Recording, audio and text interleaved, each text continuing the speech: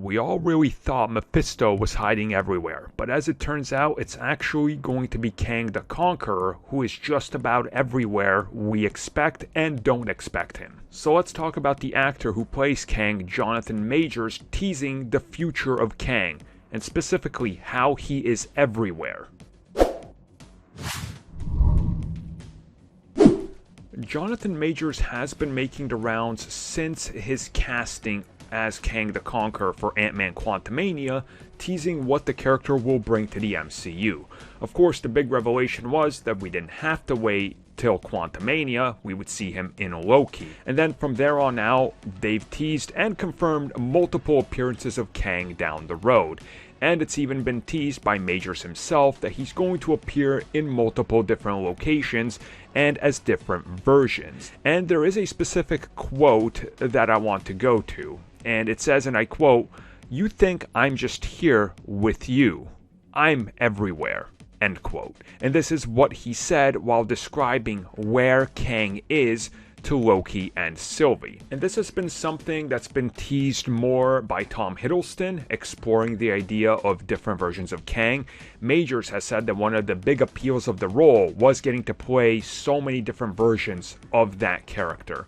So we go back to this quote, and many people were suggesting, like a year ago at this point or more, that when we see Kang in the MCU in Quantumania, that he will be a character that's established to be a bigger part of the multiverse, and even showing him in a lot of projects associated with non-Marvel Studios properties, for example.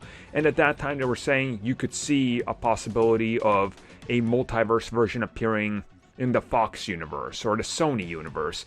And we know that they are working more closely than ever before, and there's definitely some of that connective tissue there, and bringing everything to a confrontation with Kang that will ultimately deliver some sort of giant multiversal war, which again Marvel Studios has teased and almost outright confirmed that that's the big blow off with Kang that they will have.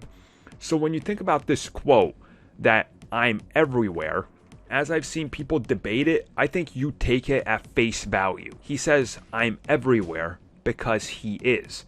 That's why they literally prune every single variant timeline, because you gotta keep it in control, because Kangs end up popping up all over the place.